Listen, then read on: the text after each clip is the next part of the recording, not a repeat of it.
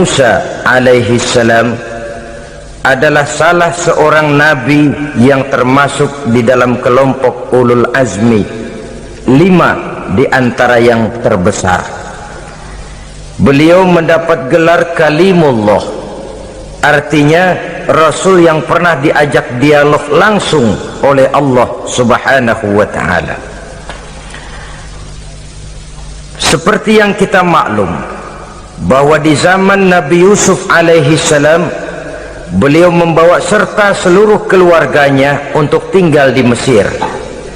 Maka berkembang biaklah keturunan Bani Israel di tanah Mesir sampai di zaman pemerintahan Ramses II, yang merasa khawatir dengan semakin banyaknya keturunan Bani Israel di Mesir akan menghancurkan kekuasaan daripada kerajaannya. Ramses II inilah yang kita kenal sebagai Fir'aun di zaman Nabi Musa alaihi salam. Maka terjadilah kemudian kebijaksanaan yang tidak bijaksana. Orang-orang tua dari Bani Israel dikerjakan secara paksa, membangun bangunan-bangunan mercusuar. Kemudian bayi-bayi dari Bani Israel dibunuh.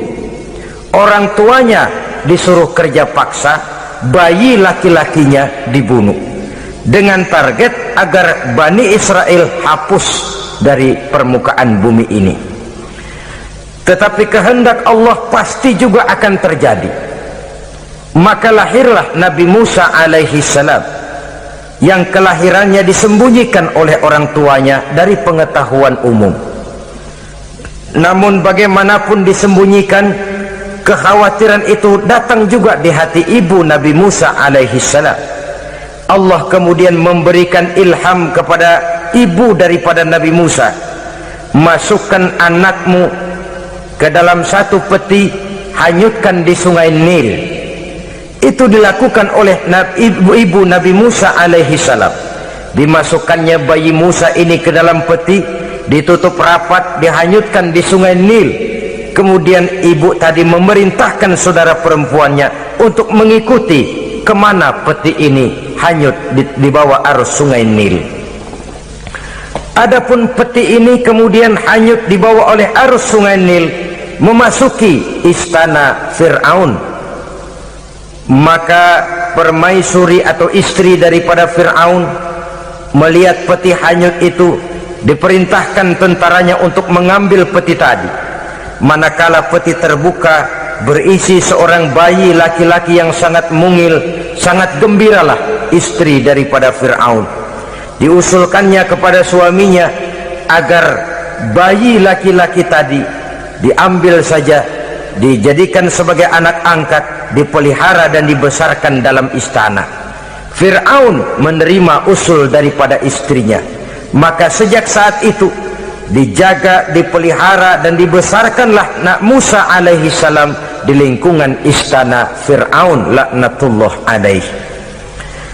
Begitulah ia memasuki masa remajanya, tumbuh sebagai anak angkat daripada Fir'aun dengan segala fasilitas yang serba cukup di dalam istana Fir'aun. Sampai pada masanya di mana ia kemudian menyadari bahwa ia sebenarnya bukan dari keturunan orang-orang Mesir, tapi berasal dari keturunan Bani Israel. Sehingga satu hari ketika ia keluar dari istana, ia bertemu dengan orang yang sedang bertengkar, satu dari keturunan Bani Israel, satu lagi dari orang Mesir. Musa membantu orang Israel ini melerai perkelahian, tapi kemudian Nabi Musa memukul orang Mesir tadi, dan memang hebat, sekali pukul mati.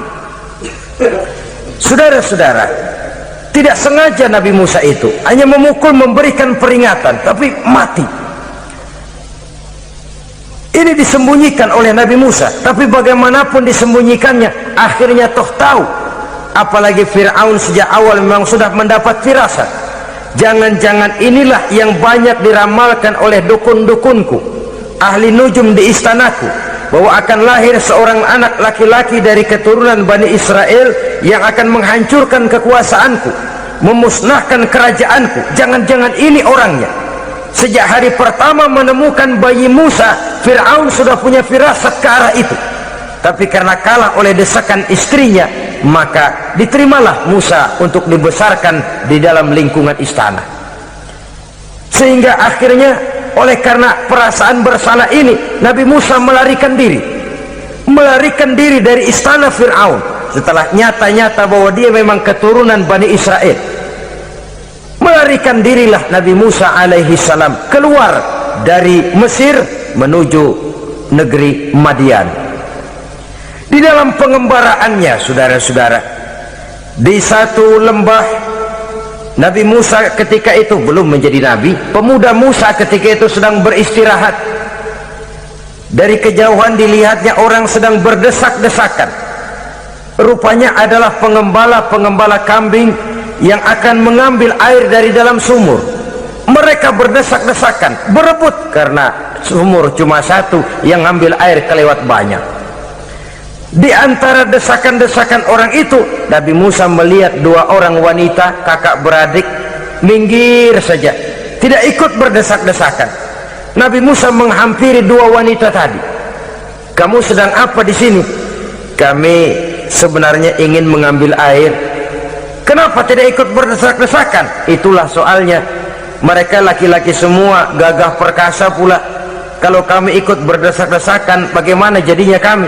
Biarlah kami mengalah menunggu sampai mereka selesai semuanya, baru kami akan mengambil air.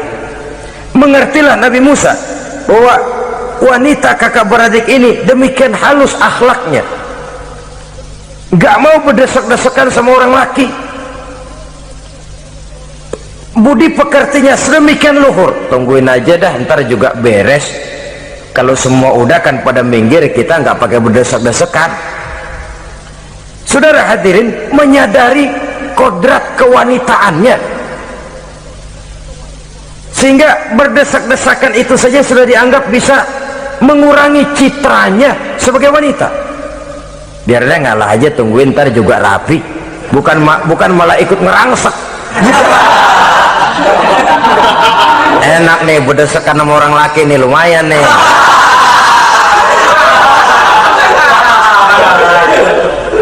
Sepintas itu saja sudah cukup bagi Nabi Musa, pemuda Musa, untuk menilai akhlak daripada wanita itu tadi. Oh, kalau kamu nunggu begini aja lama, kata Nabi Musa. Sudah, sini saya tolongin. Diambil embernya, Nabi Musa ikut berdesakan.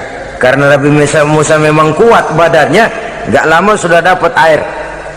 Sodorkan ke sana.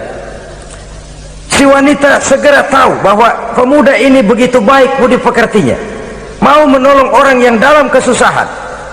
Akhirnya, bagaimana kalau kamu ikut saja ke rumah saya?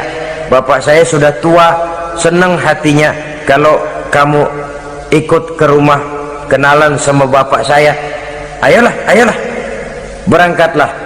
Dalam perjalanan, si wanita ini berjalan duluan, Nabi Musa di belakang. Kemudian Nabi Musa bilang, sebentar, saya duluan, kamu belakangan. Kenapa? Rupanya angin nakal bertiup menghembus pakaian si wanita, sehingga memberikan gambaran yang agak jelas tentang warna, bentuk, postur badan si wanita itu tadi. Sekarang Musa yang menunjukkan budi pekerti yang luhur, gak mentang-mentang ditiup angin. Nah, mumpung nih,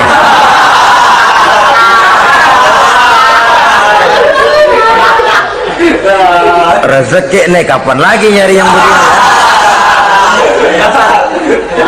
Jadi dua-duanya sudah menunjukkan satu akhlak yang sangat luhur. Dan manakala sampai di rumah si wanita kakak beradik tadi, diceritakanlah halnya bahwa dia ditolong oleh seorang pemuda. Inilah orangnya. Sangat bersukacitalah hati orang tua kedua wanita itu tadi. Lalu usul si wanita tadi, Pak, kita kan di sini banyak punya kambing, nggak ada yang bantuin gembala, bapak sudah tua. Kalau ini orang kita minta tinggal di sini saja, gimana Pak? Ya terserah kamulah. Akhirnya Nabi Musa tinggal di sana. Menurut satu riwayat 8 tahun ikut mengembalakan kambing.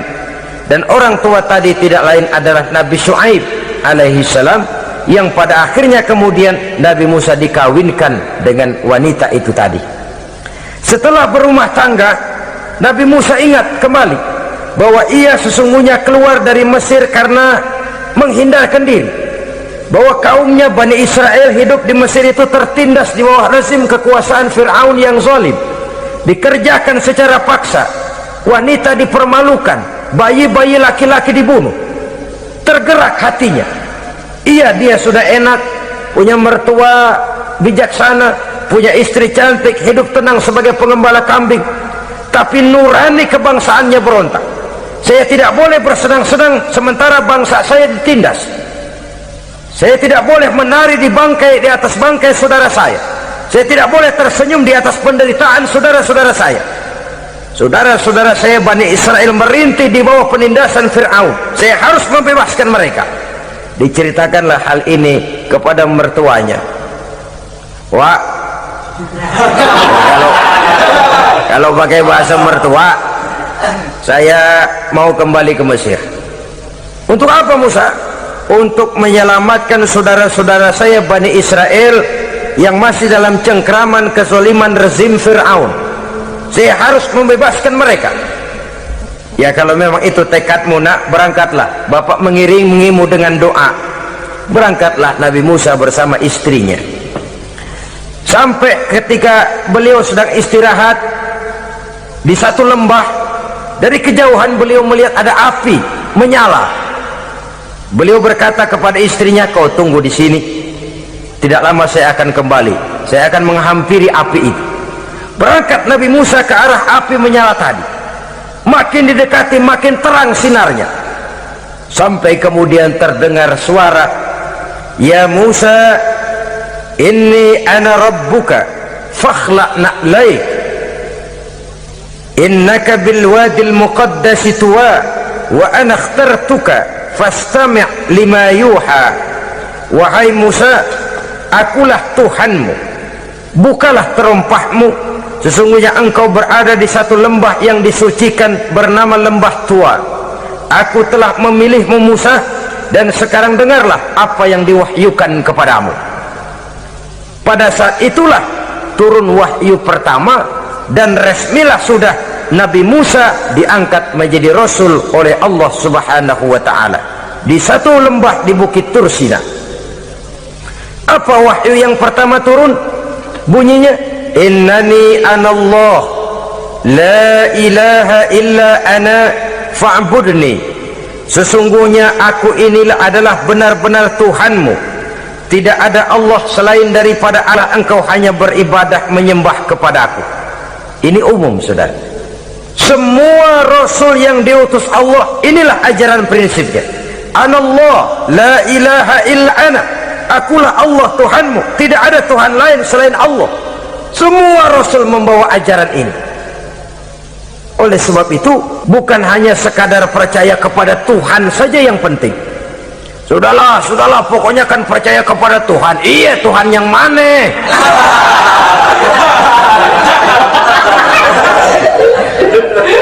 Sebab kalau sekadar percaya kepada Tuhan, tapi Tuhan menurut mereka Trimurti, Wisnu, Siwa, Brahma.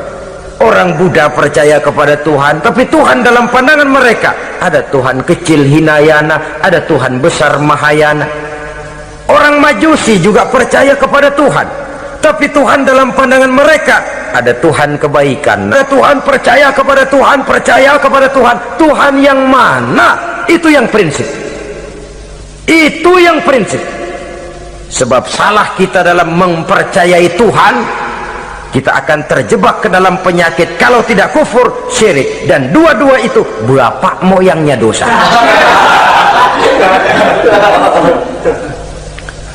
Begitu Islam menyelamatkan kita masyarakat manusia. Ya ayyuhan nasu ubudu rabbakumul ladzi khalaqakum. Hai manusia, Tuhanmu yang perlu kamu sembah itu hanyalah Tuhan yang telah menciptakan kamu, dan itu tidak lain adalah Allah yang lam yalid wa lam yulad wa lam yakul lahu kufuwan ahad, yang laisa kamitslihi syai'un. Ia tidak beranak, ia tidak diperanakkan, dan ia tidak bisa diserupakan dengan apapun. dialah Allah itu. Begitu wahyu yang diberikan kepada Adam, kepada Nuh, kepada Ibrahim, kepada Yusuf, bahkan kepada Musa alaihi salam. Innani anallah la ilaha illa ana fa'budni, akulah Allah Tuhanmu, tidak ada Tuhan lain selain daripada aku Allah, maka kepadakulah kamu hanya menyembah. Ini wahyu yang pertama turun, sudah berisi tauhid. Jadi hakikatnya agama Yahudi, saudara, adalah agama tauhid, agama monoteis, agama yang mengajarkan hanya ada satu Tuhan untuk seluruh alam, dan Tuhan itu adalah Allah subhanahu wa ta'ala. Sebab itu syahadat orang Yahudi bunyinya begini: Shema Yisrael Yahweh Elohenu Yahweh Echad. Nah, ini syahadatnya orang Yahudi. Itu perbedaan bahasa Suryani Ibrani dengan bahasa Arab. Kita Isma itu bahasa Arab, dia Shema, Isma, Shema. Shema Yisrael Yahweh Elohenu Yahweh Echad, Ahad Echad.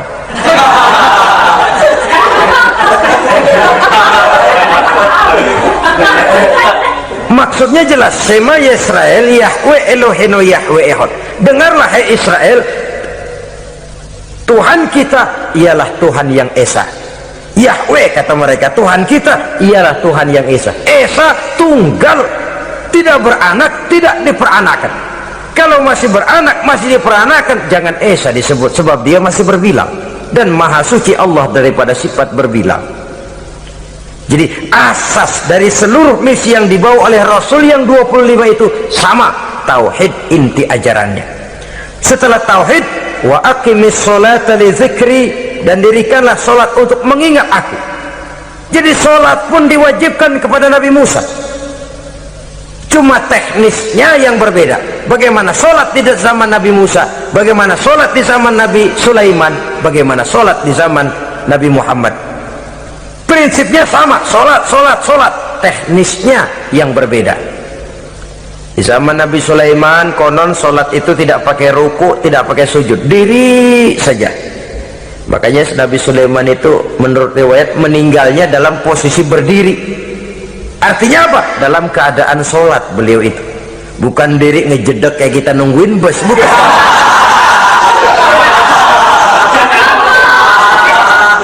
Berdiri dalam kondisi solat. Tapi yang jelas solat itu setiap Nabi, hanya teknisnya saja yang berbeda. Jadi ini sudah akidah dan syariat. Akulah Allah Tuhanmu, tidak ada Tuhan lain selain aku. Ini kan akidah. Yang kedua, wa aqimis sholata li dzikri, syariat. Dirikan solat untuk mengingat aku. Inna sa'ata atiyatun, sesungguhnya kiamat itu pasti akan datang. Ini juga sudah urusan beriman, percaya kepada yang gaib. Saudara-saudara kaum muslimin rahimakumullah, setelah mendapat wahyu ini, turunlah perintah Allah kepada Nabi Musa. Apa kata Allah? Izhab ila fir'auna innahu tagha.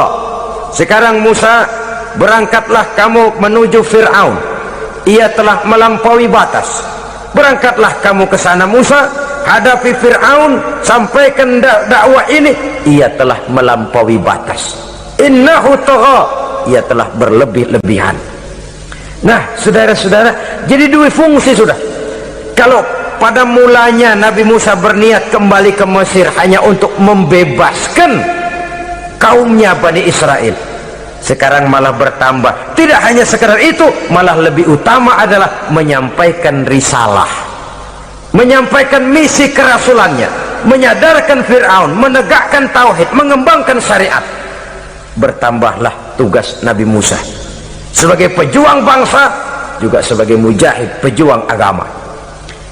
Pada mulanya sebagai pejuang bangsa tuh, artinya Nabi Musa ini kembali kepada Fir'aun di Mesir, tujuannya tadi kan cuma untuk membebaskan Bani Israel kaumnya. Ini pejuang bangsa, tapi di tengah jalan ia mendapat wahyu. Berangkat kau kepada Fir'aun, innahu tagha, ia telah melampaui batas. Sadarkan dirinya, canangkan tauhid, sampaikan syariat. Bertambahlah tugasnya, lebih daripada sekedar pejuang bangsa, ia juga pejuang agama, pejuang tauhid, dwi fungsi. Kadang-kadang ada pejuang agama tapi tidak pejuang bangsa, kadang-kadang ada pejuang bangsa tapi tidak pejuang agama. Nah, saudara-saudara kaum muslimin rahimakumullah, idealnya ya kedua-duanya, ya pejuang agama, ya pejuang bangsa juga. Mendapat tugas seperti ini, apa permohonan Nabi Musa alaihi salam? Beliau berkata, qala rabbi shrah li sadri wa yassir li amri wahlul 'uqdatam min lisani yafqahu qawli waj'al li waziran min ahli haruna akhi usdud biha uzri.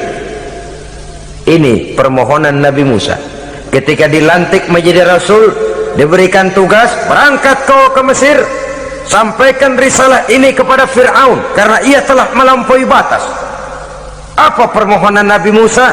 Rabbi syrah li sadri, ya Allah lapangkan hati saya, wa yassir li amri, mudahkan urusan saya, wahlul 'uqdatam min lisani, buka kebekuan lidah saya, yafqahu qawli, sehingga mereka mengerti apa yang akan saya bicarakan. Ini kondisi dasar memulai satu perjuangan dengan persiapan dasar. Apa permohonan pertama? Isyrah li sadri, lapangkan jiwa saya. Menghadapi musuh dengan jiwa yang lapang itu penting. So, kalau kita menghadapi musuh dengan jiwa yang sempit, kita sudah kalah sebelum perang. Menghadapi musuh dengan jiwa yang lapang, artinya masih berharap kalau dia mau mengikuti ajaran ini. Jadi pada tahap pertama itu datang bukan sebagai orang yang mau membasmi, tapi sebagai orang yang mau menyelamatkan. Ini perlu jiwa yang lapang. Sebab dakwah Nabi Musa itu kan pertama menyadarkan Fir'aun dulu. Nanti akan kita lihat setelah disadarkan dengan kata-kata, tidak kena juga dengan bukti berupa mukjizat. Masih bandel juga, Musa mohon supaya dikirim bencana. Masih nggak mempan juga, habis dah urusan. Jadi ada tahapan sesuai dengan kemungkinan Fir'aun bisa menerima. Sama juga bayi itu kan kalau baru lahir ke dunia, brol kasih susu emaknya dulu, gedean dikit bubur, gedean lagi nasi ulek dah. Udah gede betul nasi, udah gede banget jengkol jijelin.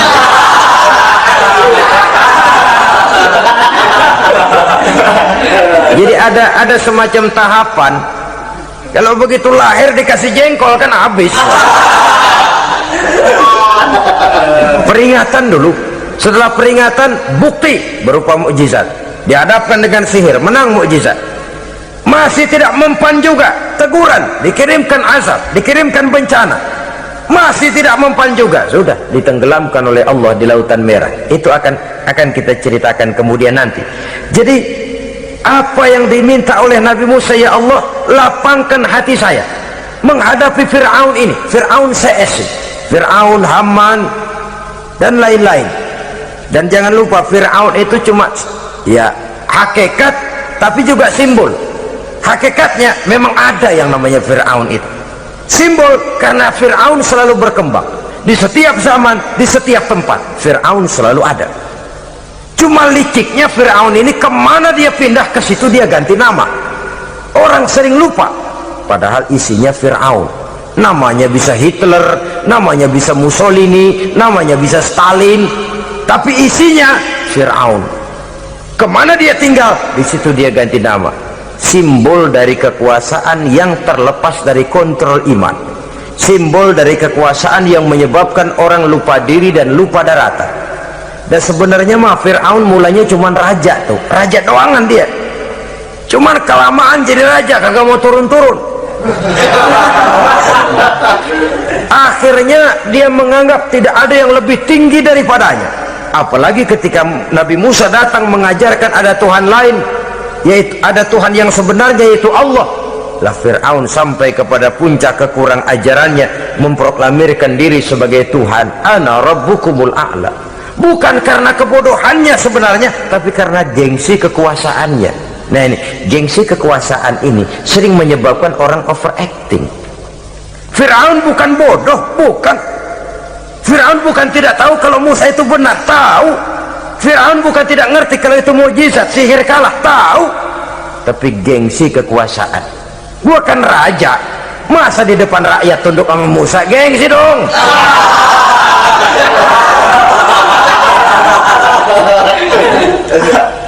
Cobalah lihat, gengsi kekuasaan sering membuat orang mau menginjak-injak kebenaran, mau membohongi hati nuraninya sendiri, mau membohongi kolbinya, hatinya. Padahal itu sudah, orang kalau sudah hatinya sendiri dibohongin, apalagi orang lain, sudah manusia paling kejam itu. Cuma karena gengsi kekuasaan saja. Gengsi kekuasaan kadang menganggap remeh kecil Nabi Musa, kadang merasa besar di depan rakyatnya, tiba-tiba harus tunduk kepada dakwah Musa. Ntar dulu, ada apa sama Musa? Dia kanyut, gue yang ngangkat. Iya toh, peristiwa di Sungai Nil itu, karena aku yang nyelamatin, aku yang besarkan dia di istanaku. Gengsi kekuasaan sering menyebabkan orang overacting, bukan karena kebodohannya, dia tahu itu benar, tapi dia berat untuk mengikutinya. Kenapa? Gengsi kekuasaan. Inilah watak Fir'aun. Oleh sebab itu Nabi Musa minta, ya Allah, lapangkan hati saya menghadapi orang kayak Fir'aun ini. Wa yassirli amri, dan mudahkan urusan saya. Ini orang berjuang itu, saudara, setelah segala taktik dan strategi dibicarakan, segala fisik disiapkan, jangan lupa wa yassirli amri, ya Allah, mudahkan urusan saya. Sebab sepanjang yang bisa kita lakukan hanyalah berusaha dan berusaha. Kepastian, ketentuan, hak prerogatif daripada Allah Azza wa Jalla. Kalau Allah memberikan kemudahan, satu dunia orang mau menghadang, no problem. Kalau Allah sudah memberikan kemudahan, satu dunia orang mau mendatangkan kesulitan, gak ada gunanya. Wa yassirli amri, mudahkan kiranya urusan saya ini ya Allah. Karena sudah terbayang oleh Musa. Pertama, faktor psikologis. Bagaimanapun Fir'aun itu kan bapak angkat sendiri. Ya orang kalau nasihatin orang lain barangkali nggak terlalu jadi beban moral. Tapi kalau sudah menasehati orang yang pernah mengasuh dan membesarkan dia, itu kan beban moral. Sulit posisi ini, apalagi kekuasaan mutlak berada di tangannya, tentaranya gagah perkasa. Wa yassirli amri, mudahkanlah urusan saya ya Allah. Lapangkan hati, mudahkan urusan. Saudara-saudara kaum muslimin rahimakumullah, permohonan yang ketiga dari Nabi Musa setelah minta dilapangkan hati dan dimudahkan urusan, wahlul 'uqdatam min lisani, bukalah kebekuan lidahku. Satu riwayat menjelaskan bahwa Nabi Musa memang agak gagap kalau bicara. Riwayat lain menjelaskan bahwa beliau agak sedikit cadel. Tapi yang jelas, minta agar dibukakan kebekuan lidah. Ini mengandung satu pelajaran, bahwa cara menyampaikan sesuatu akan sangat menentukan sesuatu itu sendiri. Sesuatu yang baik, kalau salah cara kita mengucapkannya, salah cara kita menyampaikannya, jadi tidak baik kesan orang. Ini soal ucapan, soal hati itu Allah lihat. Maka ini yang diminta oleh Nabi Musa alaihissalam. Misi risalah ini berat, menyampaikan pesan ilahi ini tidak ringan. Kalau salah saja ngomong akan timbul kesalah pengertian. Oleh sebab itu, wahlul 'uqdatam min lisani, bukalah kebekuan lidah saya ini supaya lancar bicara untuk menyampaikan yang hak, menghancurkan yang batil. Cara kita menyuguhkan sesuatu sangat menentukan sesuatu itu sendiri. Saudara datang ke rumah saya, yang saya suguhkan cuma segelas teh pahit dan singkong goreng, tapi kalau dengan kata-kata yang menyentuh, enak didengar telinga, nggak berasa tuh singkong goreng. Sebaliknya yang disuguhkan makanan mahal, mewah, lezat, caranya kasar, omongannya nggak enak didengar. Makan dah sikat, habisin deh, gue tau lu lapar, habisin deh.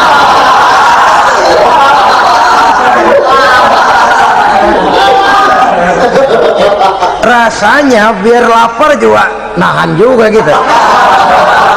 Apa itu? Bukan makanannya yang tidak enak, bukan kita nggak doyan, bukan, caranya itu loh, caranya. Nah, Islam ini agama yang baik. Kalau disampaikan dengan kata yang tidak baik, akan timbul, oh Islam kok gitu ya. Nah ini yang tidak diinginkan oleh Nabi Musa. Wahlul 'uqdatam min lisani. Kita begitulah dalam kehidupan ini, kadang mendengar satu ceramah bisa berurai air mata, bisa histeris, bisa gembira. Kenapa? Kepandaian orang menyampaikannya. Bicara dia 2-3 jam rasanya baru 5 menit, baru sebentar kok tahu-tahu sudah selesai.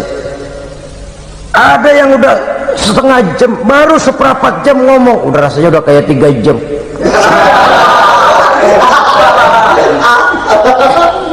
Kita udah berbisikkan, udah dah. Wahlul 'uqdatam min lisani. Targetnya apa? Yafqahu qauli, agar mereka memahami. Tentu lawannya agar mereka tidak salah mengerti, agar mereka tidak salah paham. So, kalau misi ini diterima dengan salah paham, dakwah tidak nyambung. Maka ini doa banyak dibaca, diamalkan oleh orang-orang mimbar yang sering pidato. Lapang hati melihat kerumunan orang banyak, tapi nggak dak-dikduk, nggak kena demam mimbar. Udara dingin tapi keringat, baju basah. Saudara hadirin yang saya hormati, lalu permohonan yang selanjutnya daripada Nabi Musa alaihi salam, waj'al li waziran min ahli, dan jadikanlah bagiku seorang pembantu dari keluargaku. Siapa? Haruna akhi, dia tidak lain adalah saudaraku Harun. Usdud biha uzri, akan saya limpahkan kepadanya segala beban-beban yang saya derita. Artinya orang berjuang perlu teman, nggak bisa sendirian. Nggak, bagaimanapun hebatnya kita tetap memerlukan bantuan daripada orang lain. Sendiri memang lebih baik daripada berteman orang jahat, tapi berdua lebih baik daripada sendiri. Bertiga lebih baik daripada berdua. Makin banyak makin baik. Untuk satu persoalan yang besar memerlukan kebersamaan. Begitulah Nabi Musa memberikan contoh. Saya tidak bisa berjuang sendiri, saya minta dibantu oleh saudara saya Harun. Jadikan dia pembantu saya, tempat saya membagi suka dan duka dalam perjuangan ini, tempat saya bercerita, tempat saya mengeluh, tempat saya melarikan persoalan. Sebab beban hati itu akan berkurang kalau kita ada tempat kita bercerita. Nah, saudara-saudara, berangkatlah Nabi Musa ke Mesir, kemudian mulai menyampaikan dakwahnya kepada Fir'aun laknatullah alaih. Fir'aun mendengar Musa datang kembali, kemudian terjadilah forum dakwah itu. Apa kata Fir'aun? Musa, kamu kemana saja? Saya pergi ke Madian. Apa yang kamu lakukan? Begini, begini, begitu. Kamu melarikan diri? Pada mulanya iya. Dan sekarang apa maksud kamu datang kembali ke Mesir? Semula saya ingin membebaskan kaum saya Bani Israel, lalu saya kemudian menerima wahyu dari Allah, ditugaskan, diperintahkan langsung oleh Allah Sang Maha Komandan untuk datang menemui Tuhan, menyadarkan Tuhan dari kesesatan selama ini. Siapa Allah itu Musa? Allah adalah Tuhan saya dan Tuhan-Tuhan juga, dan Tuhan seluruh alam ini. Baru nih Musa, saya baru dengar nih ada yang begini nih. Tuhanlah pakai nggak kelihatan, Tuhanlah cuma satu, yang Tuhannya banyak aja masih kelaparan.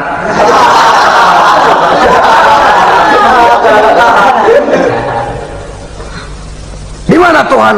Tuhan saya bersemayam di aras tempat yang sangat tinggi. Hei Haman, kata Fir'aun kepada Perdana Menterinya, bikin menara yang tinggi, bikin rakyat kerja paksa lagi, bikin menara tinggi, naik Fir'aun ke atasnya, melepas panah dari atasnya. Menurut satu riwayat, panah itu ditangkap oleh malaikat, ditublaskan ke ikan, lalu dikembalikan lagi kepada Fir'aun dalam kondisi di mana panah itu berdarah. Dia tangkap lagi oleh Fir'aun, turun ke bawah, pidato di depan rakyatnya. Lihatin, Tuhan Musa udah saya panah nih. Mati. Saudara hadirin yang saya hormati, dengan segala macam dalih Fir'aun mencoba mengingkari dakwah Nabi Musa alaihi salam. Baiklah Musa, andai kata kamu benar, apa buktinya? Tuhan mau apa?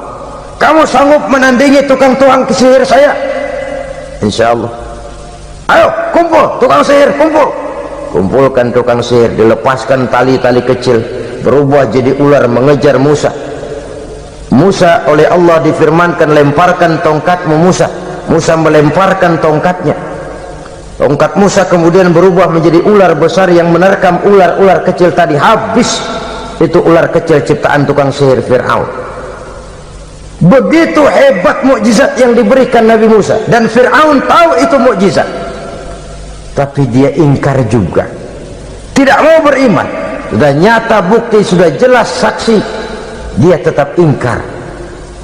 Akhirnya Nabi Musa berdoa memohon kepada Allah, Rabbana innaka ataita fir'auna wa mala'ahu zinatan wa amwalan fil hayatid dunya. Wahai Allah, sungguh engkau telah memberikan kepada Fir'aun dan para pembesarnya zinatan, segala macam perhiasan, wa amwalan, dan segala macam harta benda, fil hayatid dunya, di dalam kehidupan dunia ini. Rabbana liyudillu an sabilik, semuanya hanya menyebabkan mereka jadi sesat dari jalanmu. Rabbana tmis ala amwalihim, ya Allah binasakanlah mereka di dalam hartanya. Wasdud ala qulubihim, tutuplah pintu hatinya. Fala yu'minu hatta yarawul azabal alim, mereka tidak akan beriman sampai mereka melihat azab yang sangat pedih.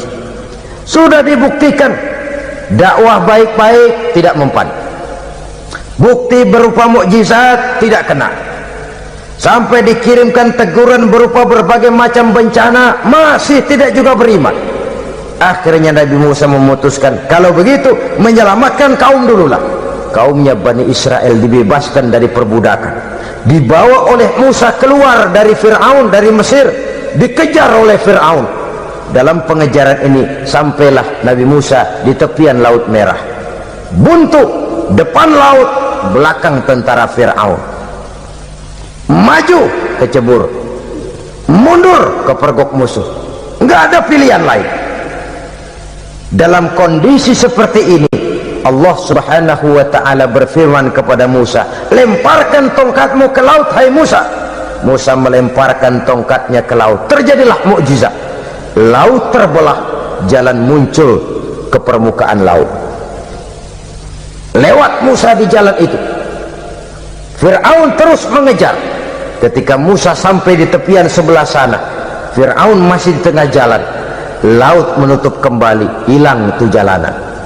Fir'aun dan seluruh tentaranya tenggelam di Lautan Merah, mati. Pada saat kondisi seperti itulah Fir'aun dalam keadaan menghadapi sakaratul maut, napas cengap-cengap, hampir putus di leher, berkata dia, amantu bi rabbi Musa wa Harun. Kalau begini mah saya juga percaya dah sama Tuhan, percaya dah sama Tuhannya Musa dan Tuhannya Harun. Kata malaikat maut, kemarin kemana mas?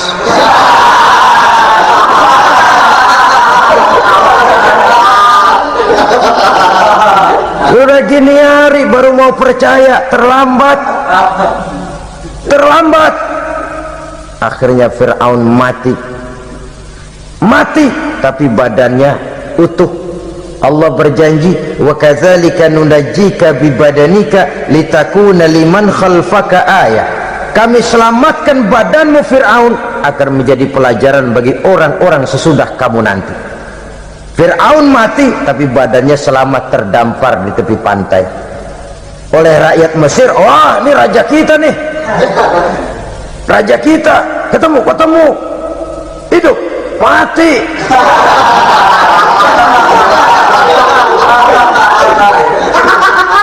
Kemudian sesuai dengan tradisi raja waktu itu, dimumilah badannya, diawetkan, sehingga sampai sekarang jenazah atau jasad daripada Fir'aun ini masih tersimpan dengan baik di museum negara di Mesir itu.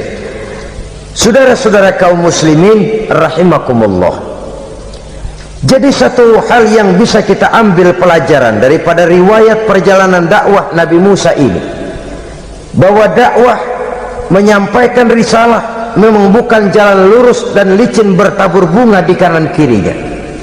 Dakwah menyampaikan pesan agama jalannya berliku, berbelok, menanjak, menurun, banyak onak dan duri di sekelilingnya. Yang paling makan hati adalah apabila sudah berdakwah kepada penguasa yang zalim, seperti halnya Fir'aun ini.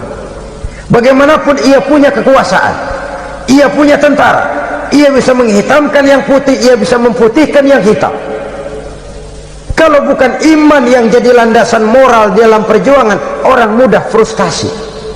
Kalau berdakwah kepada rakyat kecil, resiko kurang. Kalau berdakwah kepada para pengusaha, resiko kurang.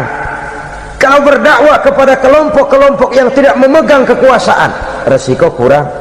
Tapi kalau sudah kelompok memegang kekuasaan, yang tersinggung gengsi kekuasaannya, disitulah resikonya sedemikian besar.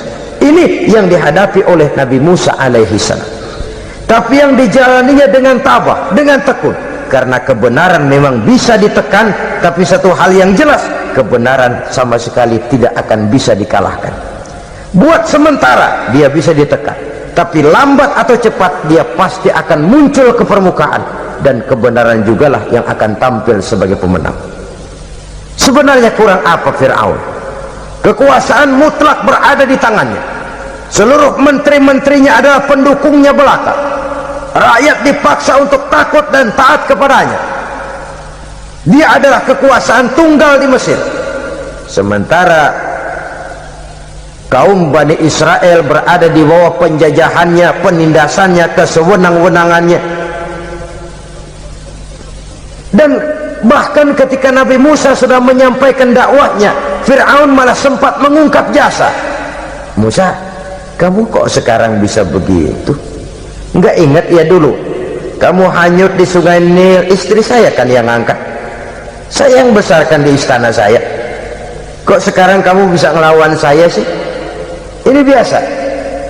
Apa jawab Nabi Musa? Kenikmatan yang kau berikan kepada saya belum seberapa ketimbang penghinaanmu kepada kaum saya Bani Israel. Jangan kau menyangka Fir'aun, kalau saya kau bikin senang, saya lalu akan mau mengkhianati bangsa saya sendiri. Tidak. Sama sekali kesenangan yang kau berikan kepada saya tidak akan menutup mata saya dari kondisi yang dihadapi oleh kaum saya, oleh umat saya. Mereka tersiksa, mereka menderita, mereka merana.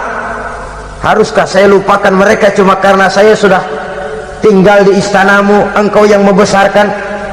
Padahal kau pun membesarkan saya bukan karena kemauanmu. Desakan daripada istrimu. Jangan ngitung-ngitung jasa Fir'aun. Andai kata pun jasamu ada kepada saya, belum seberapa ketimbang penghinaanmu kepada bangsa saya Bani Israel. Di situ Nabi Musa menunjukkan sifat nasionalisme yang sangat tinggi, rasa nasionalisme yang sangat mendalam. Kadang-kadang kan orang ya seperti di zaman penjajahan Belanda, karena diangkat jadi tuan tanah, bangsanya sendiri diinjak-injak. Karena diangkat jadi centeng dikit, dah kumis mbaplang, dah bukan main. Bangsanya sendiri diinjak-injak. Fir'aun mengingatkan ini. Kalau cara kita, lo gede di sini, makan di sini, segala macam di sini dah. Masa lupa kacang sama kulitnya? Kasarnya mah lu bisa begini nih, Musa nih, gue yang rawatin lu. Saya yang menjagamu, mengangkatmu dari sungai Nil. Masa sekarang sudah gede begini kamu mau berhadapan dengan saya? Punya pikiran dong dikit kalau cara kita. Mikir dong, mikir. Dulu lagi kanyut di Nil, siapa yang angkat? Musa tidak membantah. Betul itu Fir'aun, betul. Tapi apalah artinya semua itu ketimbang penghinaan yang engkau berikan kepada bangsa saya? Saya tidak mungkin menari-nari di atas bangkai umat saya. Saya tidak mungkin bersenang-senang di atas penderitaan kaum saya. dan saya tidak mungkin senyum ceria di atas derita daripada kaum saya. Dengan tidak melupakan jasamu, saya tidak akan merubah pendirian saya. Saya ingin membebaskan penjajahan, saya ingin membebaskan kaum saya Bani Israel dari belenggu penindasan. Kalau engkau sudah tidak mau mendengar dakwah yang saya sampaikan, tidak mau bertuhan Allah, tidak mau menyembah kepadanya, tetap dengan keangkuhan dan kesombonganmu sekarang ini, okelah, berjalanlah dengan keyakinanmu. Tapi saya harus membebaskan kaum saya Bani Israel. Saudara-saudara kaum muslimin rahimakumullah, itulah jalan dakwah, jalan menyampaikan risalah agama, risalah Islam. Sekali lagi, bukan jalan lurus bertabur bunga, tapi agama memberikan ajaran, balighu anni walau ayat, sampaikan dari aku walaupun cuma sekedar satu ayat saja. Tugas ini memang mulia tapi berat, tugas ini memang terhormat tapi penuh resiko. Ya, kalau menyampaikan asal sekedar menyampaikan, sudahlah pokoknya nyampaikan, percaya syukur kagak, udah dah. Bukan cuma sekadar itu, ada semacam tanggung jawab moral. Maka kondisi dasar yang dilakukan oleh Nabi Musa, permohonan yang tadi itu, ya Allah, lapangkan hati saya. Jalan ini penuh onak dan duri, berliku, menanjak, menurun, banyak halangan, tentangan, rintangan dan fitnahan. Kemudian mudahkan urusan saya. Menentang kekuasaan Fir'aun bukan perkara ringan, bukan urusan main-main. Menentang raja yang sedang berkuasa, kekuasaannya mutlak, otoriter pula, diktator murni Fir'aun itu. Mudahkan urusan saya menghadapi jalan ini ya Allah, karena tidak mungkin menurut otak. Mana bisa kata kebiasaan, impossible kata rasio. Kalau Allah mau memudahkan, semua jalan akan terbuka dengan mudah. Tapi kalau Allah yang mempersulit, bagaimanapun matangnya perhitungan strategi, taktik, rencana, program, planning, kalau Allah mempersulit, jalan itu akan jadi buntu jadinya. Oleh sebab itu, maka persiapan zahir harus diimbangi dengan persiapan batin untuk menegakkan sesuatu yang hak, menghancurkan sesuatu yang batil, sebagaimana yang dilakukan oleh Nabi Musa alaihi salam ini. Dan segala macam tantangan dihadapi oleh Nabi Musa. Kau menyampaikan risalah bahwa engkau Rasul, ya. Kau punya bukti, siap. Apa buktimu? Ini, tongkat dilempar jadi ular, tangannya dimasukkan ke saku baju, lalu dikeluarkan bersinar gemerlapan, lebih sinar dari lampu merkuri. Sampai Fir'aun silau dibuatnya bersudah Musa, sudah, masukkan tanganmu lagi, masukkan tanganmu lagi. Dia tahu, dia sadar itu bukan sihir, tapi lagi-lagi gengsi kekuasaannya. Sehingga pantas kalau Nabi pernah bersabda, afdalul jihad kalimatu haqqin inda imamin jair. Jihad yang paling besar adalah mengucapkan kebenaran di depan penguasa yang zalim. Menyampaikan kebenaran di hadapan penguasa yang zalim. Tapi kan berat, saudara, sulit, apalagi kalau belum apa-apa udah ngeri. Udah jangan dah.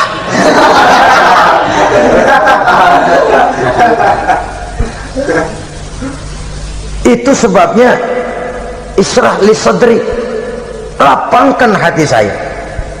Saya tidak punya kepentingan apa-apa kecuali menyampaikan kebenaran. Kalau sudah ada kepentingan pribadi, itu yang sering jadi handicap, itu yang sering jadi jurang pemisah antara kita dengan orang yang akan kita sampaikan kebenaran tadi. Saudara-saudara kaum muslimin rahimakumullah, maka terasa benar relevannya doa yang diajarkan oleh Rasul kepada kita. Allahumma arinal haqqa haqqa warzuqna ittiba'ah wa arinal batila batilan warzuqna ijtinabah.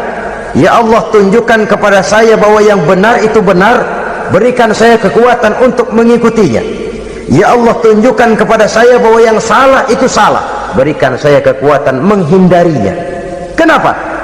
Orang sering tahu bahwa itu benar tapi tidak berdaya mengikutinya. Seperti Fir'aun tahu bahwa Musa itu benar, Abu Jahal, Abu Lahab juga tahu bahwa Nabi Muhammad itu benar. Abrahat juga tahu bahwa Nabi Ibrahim itu benar. Namrus juga tahu Ibrahim itu benar. Tapi mereka tidak berdaya mengikuti kebenaran karena gengsi kekuasaannya. Kadang kita tahu bahwa itu salah itu. Tapi karena dilakukan oleh orang yang punya kekuasaan, kita lalu tidak berdaya menghindarinya, malah terjebak ikut-ikutan salah, lalu menghibur-hibur diri. Sudahlah, tak ada gading yang tak retak. Bukankah dengan demikian kita sudah melegimitir kesalahan? Tahu bahwa itu benar dan mampu mengikutinya, itu nikmat. Tapi tahu itu benar namun tidak berdaya mengikutinya, itu mendatangkan siksaan batin. Tahu itu salah dan mampu menegur, itu nikmat. Tahu bahwa itu salah tapi larut ikut salah, nimbrung dalam kesalahan, itu mendatangkan tekanan batin. Jadi tahu kebenaran itu penting, tapi terketuk hati mengikuti kebenaran itu jauh lebih penting. Semua kita tahu Islam itu benar, tapi semua yang tahu Islam itu benar maukah mengikuti ajaran Islam? Tidak. Semua orang tahu kalau judi itu batil. Hatta penjudi yang paling kakap pun mesti tahu kalau itu batil, itu tidak baik. Tapi dia tidak berdaya untuk menghindarkannya, terjebak ke dalam penyakit itu tadi. Oleh sebab itu, saudara-saudara kaum muslimin yang saya cintai, tidak ada satu ucapan yang lebih baik. Dalam istilah Quran itu Allah menjelaskan, wa man ahsanu qawlan mimman da'a ilallah wa amila salihan wa qala innani minal muslimin. Ucapan siapakah yang lebih baik dalam hidup ini selain daripada mimman da'a ilallah, selain daripada ucapan orang-orang yang menyeru ke jalan Allah, orang-orang yang menyadarkan kepada agama, ini jalan Allah, mari ikuti, itu jalan setan, mari tinggalkan. Wa amila salihan, tidak cukup sekedar berdakwah mengajak orang ke jalan Allah, dia juga beramal soleh. Dia bangun rumah sakit, dia bangun madrasah, dia bangun masjid, dia makmurkan majlis salim, dia santuni yatim piatu. Wa qala innani minal muslimin, seraya berkata, saya termasuk orang yang berserah diri kepada Allah. Da'a ilallah wa amila salihan wa qala innani minal muslimin. Menyerukan manusia ke jalan Allah, beramal soleh, dakwah bil hal kata orang sekarang. Kemudian mereka pada akhirnya berkata, kami adalah sekelompok orang-orang yang sudah berserah diri kepada Allah, segalanya diserahkan kepada Allah. Lahirlah kedamaian rohani, ketegaran pribadi, ketentraman batin di dalam dia melaksanakan tugasnya. Kalau tidak, maka nanti ya tuh orang kan gua ajak baik-baik ngurus sembahyang, ngapa gua dimusuhin? dipikirin kurus dah, ampok gaya dah. Maka nanti soal orang mau beriman atau tidak itu bukan urusan kita. Tugas kita hanya sekedar penyampai, tugas Rasul hanya sekedar penyampai. Kalau dakwah sudah disampaikan, metode sudah disusun, pendekatan sudah baik, tapi orang tidak mau beriman, Allahumma inni qad ballaghtu, ya Allah sudah saya sampaikan, ya Allah sudah saya peringatkan, ya Allah sudah saya sampaikan, ya Allah sudah saya tegur. Kalau toh tetap begitu juga, sudah saya sampaikan ya Allah. Di sana ke lapangan lalu tumbuh. Jadi dengan kata lain, kita hanya berusaha, hidayah adalah di tangan Allah. Oleh sebab itu, kita ini termasuk yang bersyukur telah mendapat limpahan hidayah ini. Kalau kita lihat Fir'aun CS, termasuk Haman perdana menterinya dan seluruh bala tentaranya, kurang apa? Mereka lihat mukjizat, mereka saksikan kebesaran Allah. Di dunia juga mereka sudah dikirim bencana, teguran kepada mereka, entah tidak juga beriman. Dan strategi Nabi Musa mula-mula dialog, diajak ngomong, diajak bicara, diajak mikir, tukar pikiran. Allah itu begini-begini. Oh tidak bisa, iya begini-begitu. Masih tidak percaya juga. Dibuktikan mukjizat, tongkat jadi ular, tangan bisa mengeluarkan sinar. Masih ingkar juga. Keluar doanya nih, doa yang ada dalam surah Yunus ayat 88-89. Rabbana tmis ala amwalihim. Ya Allah, cukup dah. Seruan sudah disampaikan, peringatan sudah diberikan, mukjizat sudah mereka lihat, tapi nggak juga mau beriman. Buresin aja harta bendanya dah. Habisin aja. Dah. Dikasih perhiasan kehidupan dunia. Innaka ataita fir'auna wa mala'ahu zinatan wa amwalan. Dikasih harta, kesenangan dunia, bikin sesat. Habisin aja dah. Wastud ala qulubihim, hatinya 4 dah. Udah dipatri, udah nggak mempan apa-apa. Udahlah ya Allah.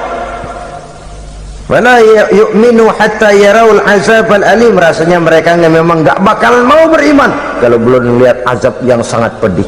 Dan memang setelah timbul tenggelam, napas mau sekarat, baru beriman. Terlambatlah sudah. Nah, saudara-saudara kaum muslimin rahimakumullah, bagaimana akhir daripada perjalanan Nabi Musa ini, insya Allah akan kita bicarakan pada pertemuan berikutnya. Terima kasih atas perhatian saudara.